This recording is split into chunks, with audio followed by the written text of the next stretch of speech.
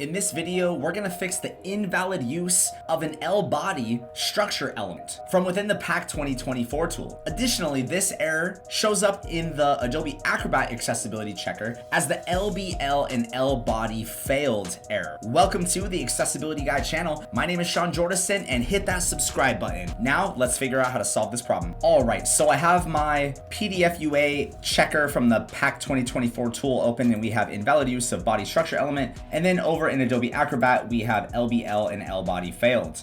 Let's go ahead and right click this error and select show in tags panel. And the first thing that I notice is my list structure element. So the proper structure element of a list is to have an L tag followed by list item, and list item. But because I have a nested list item, I need to put the L tag inside of the L body. So I have this nested list, which contains two elements. And here's the error. We have one of these list elements as an L body tag. Every list parent tag needs to have child LI tags. So I need to right click this L body, select properties, and change it from list item body to list item and select close. Now from within the list item, we can have an L body or a label an LBL for our bullets. But this should fix that problem. Let's save the file, go back to the accessibility checker. Let's right click it and select check again. That fixed it from within Adobe Acrobat. Let's go ahead and check the PAC 2024 tool. Let's drag our file in there and see if we can review our structure tree. And now under LBL or L body, we don't have any errors. That concludes today's video on how to fix the L body structure element problem from within the PAC 2024 tool when testing a PDF for PDF UA compliance. If you want to find out how I can help you get accessible so you don't have to deal with all these annoying L body structure elements, take a look at the link in the description of this video. And as always, I can be your champion for inclusion. Thank you so much for joining me today. I'll see you next time.